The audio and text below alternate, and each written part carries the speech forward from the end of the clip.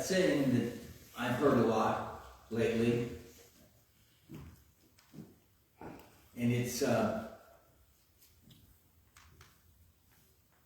why are Christians so unloving? Aren't you supposed to be the loving people? I remember quite a few years ago there was an article about the way the world sees Christians, and they asked about why aren't we loving, why aren't we doing these things? And I had a lesson on that, and I don't know why, but the recording glitched, and it did not record at all. I don't know whether that's because it was so good that the devil didn't want anybody to hear it, or it was so bad that God didn't want anybody to hear it. But so I'm going to deal again with some of the thoughts of that, and I may continue this. It's, that's pretty ironic, since the scriptures say that God is love. We should be loving. Let's turn to 1 John 4:8.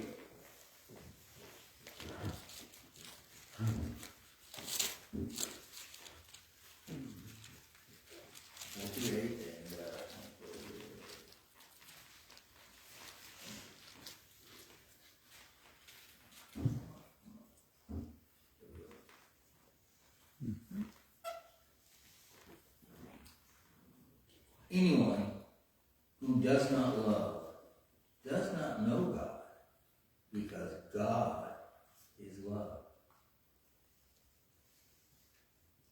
Let's skip on down to the 16th verse of that same chapter.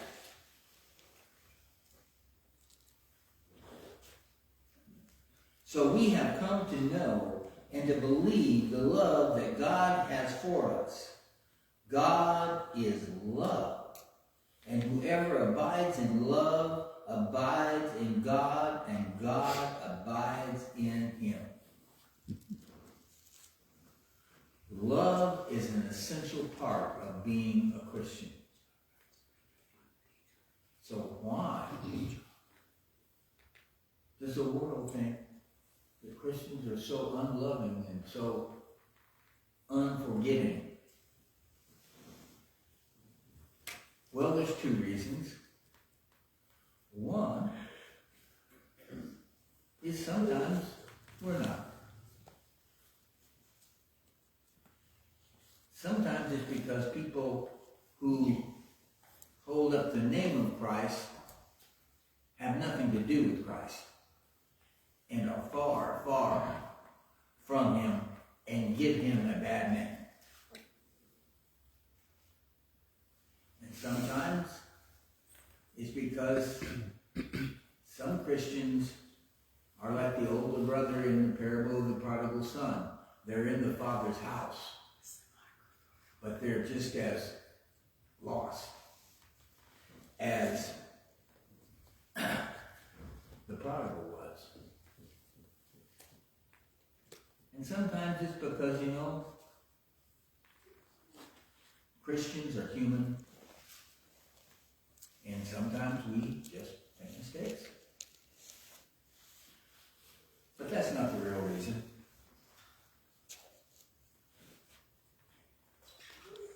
Because those things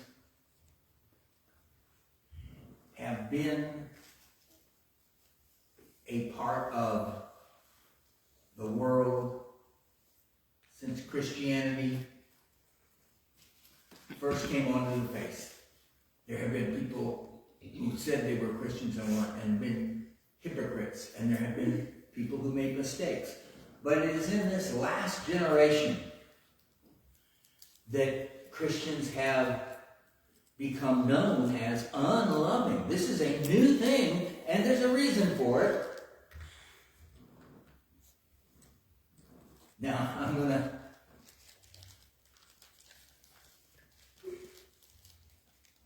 have to go back to a, let's see if I want to throw another verse in here. see what I'm doing here. I've got a story I want to tell. I want to make sure I don't get it out of order.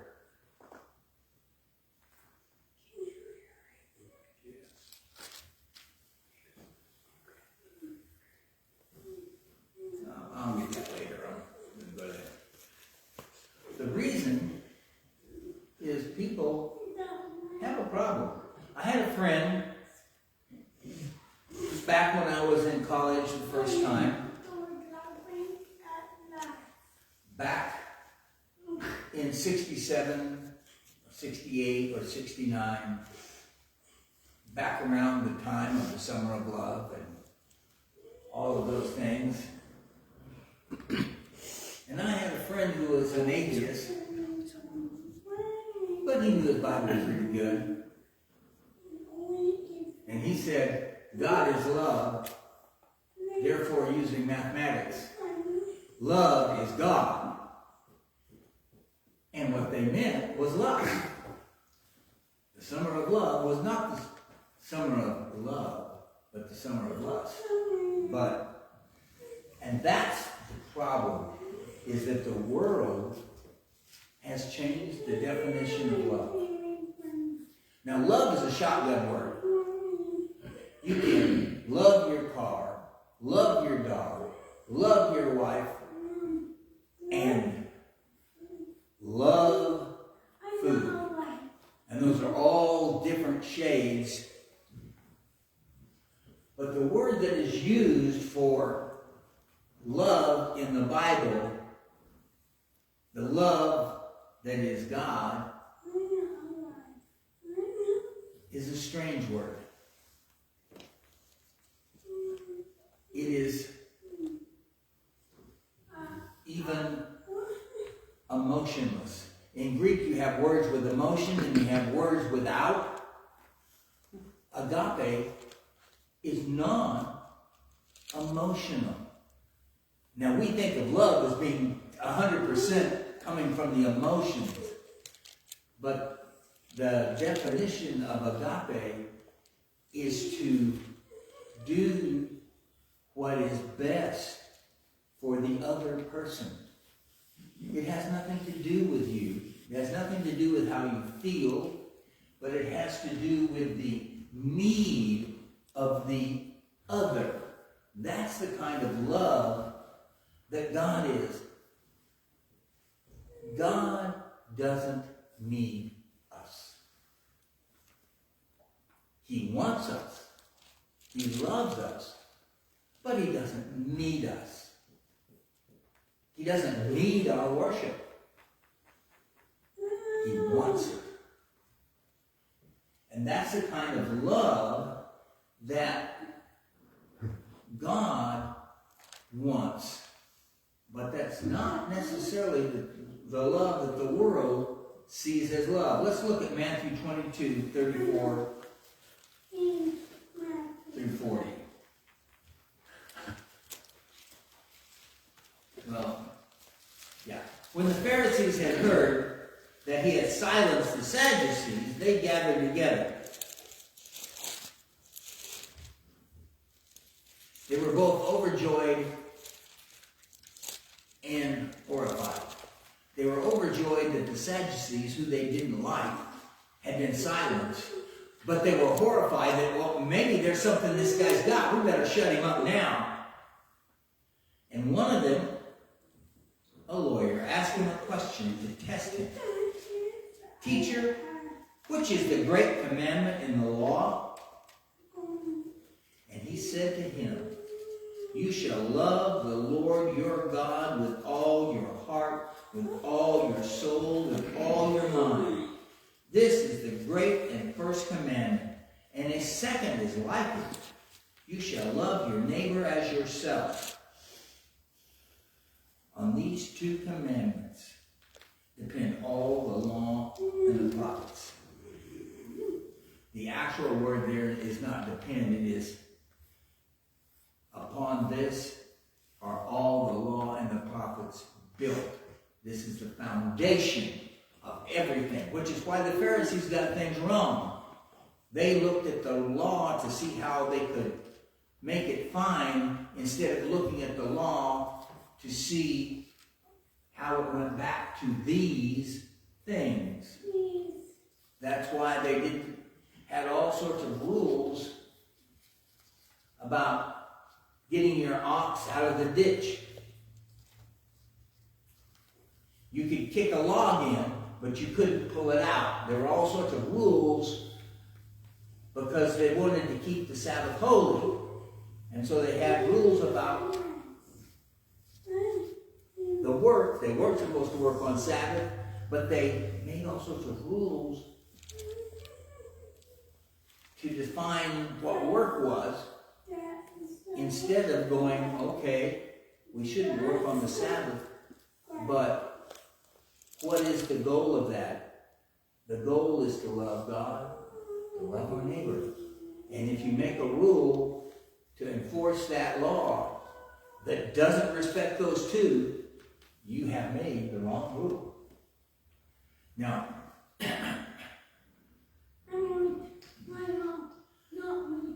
the thing is that we get in trouble for being unloving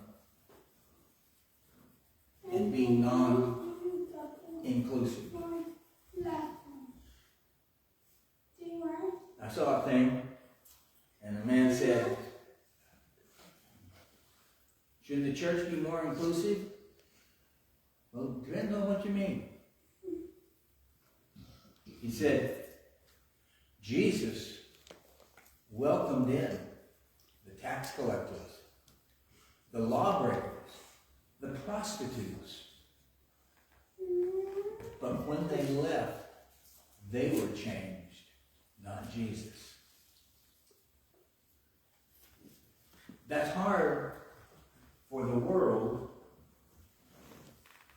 which still believes in the you're okay, I'm okay.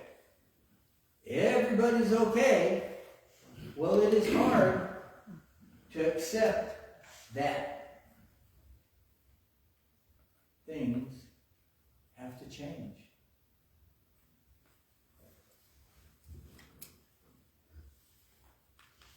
I'm going to read 1 Corinthians and 13, and we're going to read, I'm not sure what I'm going to read there. I have it split into two parts, so I may read the whole thing.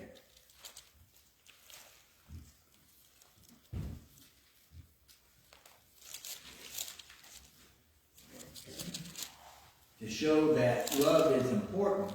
He goes, if I speak in the tongues of men and of angels, but have not love, I am a noisy gong or a clanging cymbal. If I have prophetic powers and understand all mysteries and all knowledge, and if I have all faith so as to remove mountains, but have not love, I am nothing. If I give away all I have, and if I deliver my body up to be burned, but have not love, I gain nothing. This is a warning to those of us who are Christians, that if we do not love, we are nothing. Absolutely nothing. Nothing we do means anything.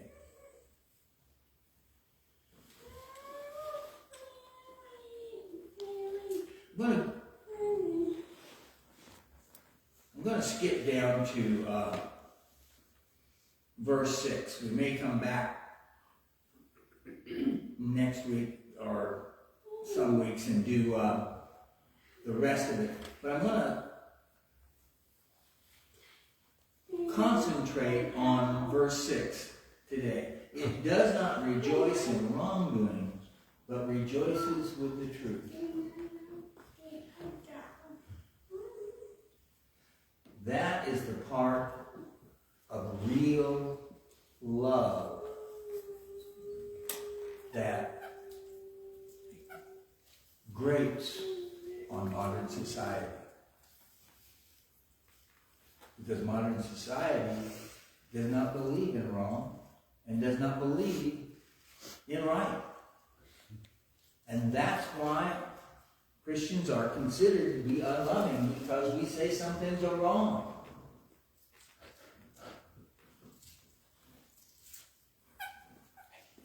We say that you shouldn't have sex before marriage. That upsets some people. But God said it, so we say it. God says who we can love. God said it, so we say it. The thing to remember is love does what is best for the other person. God is real, Satan is real, and hell is just as real as the pew that you're sitting on and the room that you're in.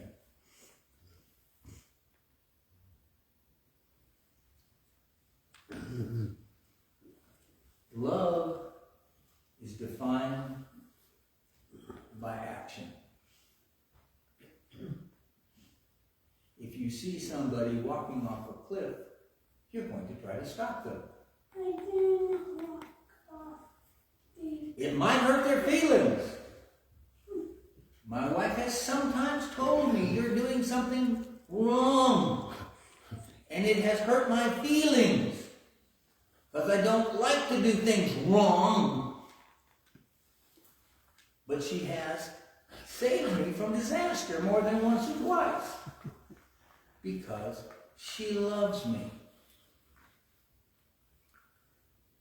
You've seen the picture of the little cartoon of the guy sitting on the limb of a tree with a saw, cutting it off on the wrong side.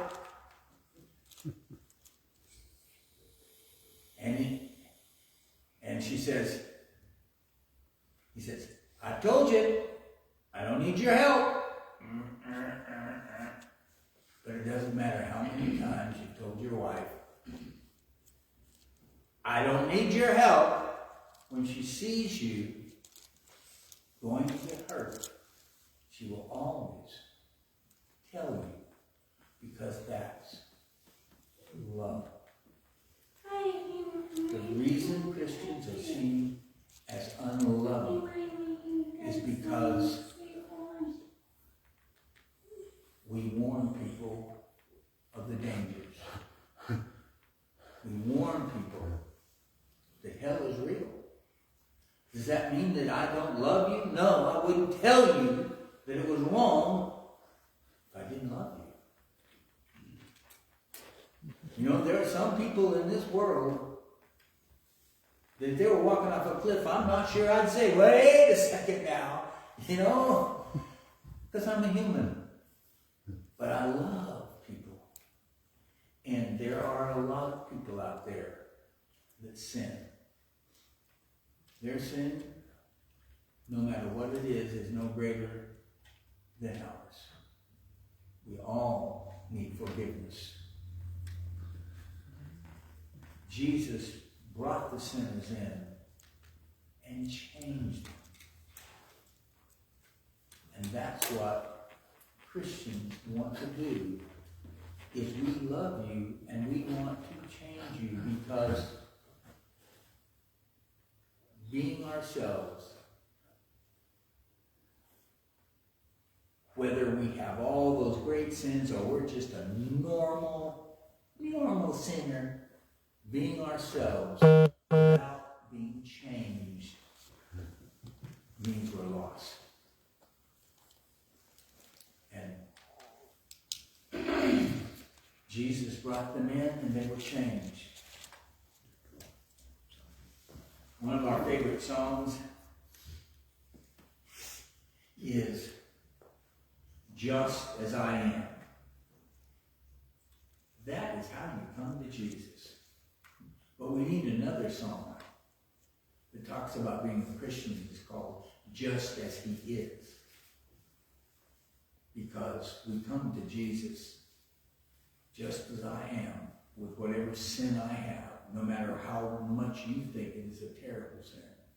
He accepts me, but then he changes me, and I go the rest of my life just as he is. Because I want to be like him.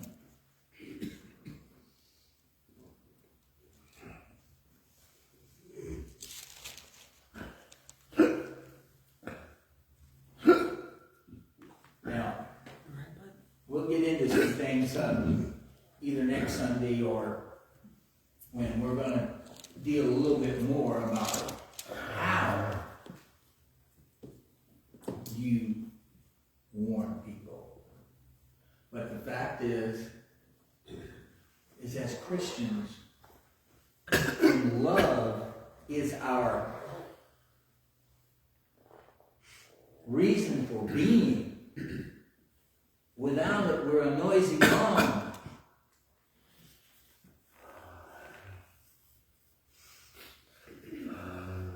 We don't do anything. We don't mean anything.